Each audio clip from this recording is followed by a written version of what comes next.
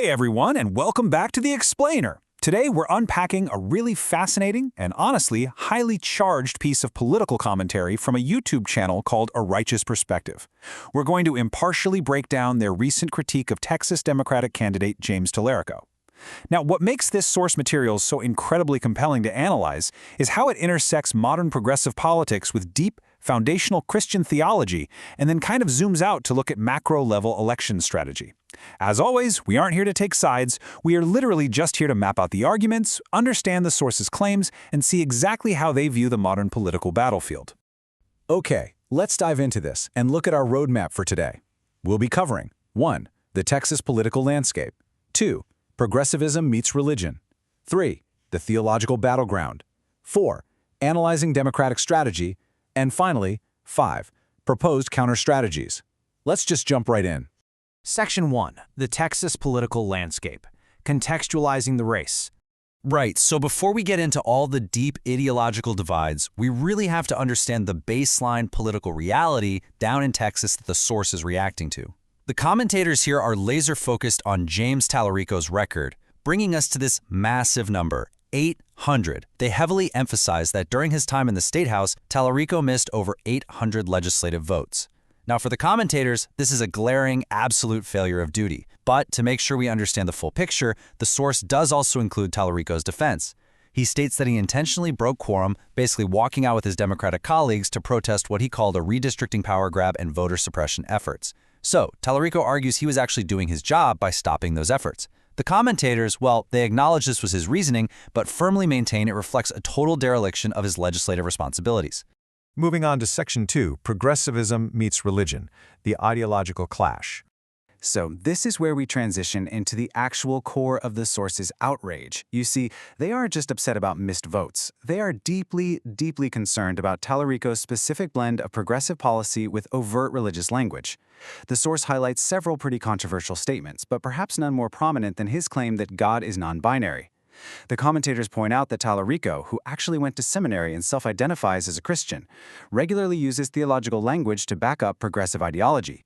They play clips of him claiming there are 6 biological sexes and stating that prophetic voices, like Jesus, helped him reckon with his own whiteness and masculinity. For the source, they see this as a fundamental distortion of the faith they practice. Now, what's really interesting about this slide is we are looking at 2 entirely different worldviews just colliding head-on. On one side, we have Talarico's progressive platform. That includes running a non-meat political campaign, something he actually jokingly refers to as the 11th commandment to reduce meat consumption, and advocating heavily for trans rights, stating trans children are perfect and sacred. Then on the other side, we see the source's fierce rebuttal. The commentators do not mince words here. They label him a false prophet, accuse him of wearing religion like a skin suit, and even go so far as to claim he's doing the will of the synagogue of Satan. I mean, it is a stark, totally uncompromising clash of values. All right, Section 3. The theological battleground. The battle of the texts. To really wrap our heads around this conflict, the commentators shift gears to what is almost an academic textual analysis. They zero right in on Talarico's quotation of the Gospel of Thomas. Talarico uses saying 22 from this text, which talks about making the male and female one and the same, to argue for gender fluidity and trans ideology. But the commentators fiercely push back against this. They point out that the Gospel of Thomas is an extra-biblical text. It's simply not recognized in the standard Orthodox Christian canon that they strictly adhere to. Let's move to and see how this builds, because the source dedicates significant time to explaining exactly why the Gospel of Thomas was excluded from the Bible in the first place. They note it's a late 2nd century composition, meaning it appeared long after the primary Gospels. They also explain it promotes Gnosticism, which is this idea of needing secret knowledge for salvation rather than just faith in the death and resurrection of Jesus. Plus, they stress that it lacks apostolic authority and was widely rejected by early church leaders. So by deconstructing his chosen text, the source is really attempting to entirely invalidate Talarico's theological credibility. Now, instead of the Gospel of Thomas, the source relies on mainstream biblical texts to mount their counterargument. They cite 2 Corinthians 11, which talks about false apostles disguising themselves as servants of righteousness. They also bring up John chapter 1, verses 12 through 13. While Talarico argues that all people, including trans children, are inherently children of God, the commentators argue that Scripture dictates a much stricter boundary. According to their reading of the text, being a child of God requires specific belief and strict adherence to biblical rules, not just merely existing as a creation of God. Okay, Section 4, Analyzing Democratic Strategy, the Political Blueprint. So, the crucial point is that right here, the commentators zoom out from the theology to look at a macro-level political strategy. They view Talarico not just as an individual candidate down in Texas, but as a symptom of what they call the prototype candidate. They argue this represents a highly calculated blueprint, candidates who use a social gospel to cloak Marxist or deeply progressive ideology. By sprinkling in religious language, or cinnamon as one of the commentators playfully calls it, the ultimate goal is to disarm moderate voters who might normally be hesitant about radical policies but are comforted by familiar Christian terminology. And the source actually ties this whole strategy to a massive financial claim. They cite that the Democratic National Committee, the DNC, is $17 million in debt.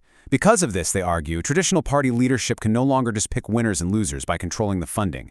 Instead, candidates are bypassing the old system and being bankrolled directly by small-dollar donations from a highly motivated, radical, and frankly loud base. The commentators warn conservatives that because this loud base is doing the funding, you can absolutely expect to see way more of these prototype candidates appearing on ballots everywhere. Finally, Section 5, Proposed Counter-Strategies, the Conservative Playbook. And this brilliantly illustrates the exact political playbook the source outlines for conservatives to defeat this new wave of candidates. It's a remarkably simple two-step process. First up, conservatives must simplify their message to undeniable, absolute common sense. Second, once that super simple message is established, they need to step back and just let the internet and the voting public apply pressure to their political opponents. To put this into perspective, the source specifically points to the campaign strategy of Spencer Pratt. Their advice? Craft messages that are so fundamentally obvious, like literally saying the sun will come up in the morning, that opponents are forced into a corner. The logic here is pretty straightforward. If a progressive candidate tries to argue against basic, undeniable realities, they're going to end up looking foolish to those absolutely crucial, persuadable voters sitting in the middle. Which leaves us with this massive, overarching final thought. As political strategy continues to evolve, we are seeing a fascinating collision of ancient texts and modern internet campaigns. Whether you view candidates like James Talarico as prophetic trailblazers, or, as this source does, as calculated prototype candidates, the tactics are undeniably shifting. So how will the blending of deep theological framing with modern political campaigns reshape the future of American elections? It's a huge question that both sides of the aisle are going to have to navigate in the coming years. Thanks for joining me on this explainer, and keep learning.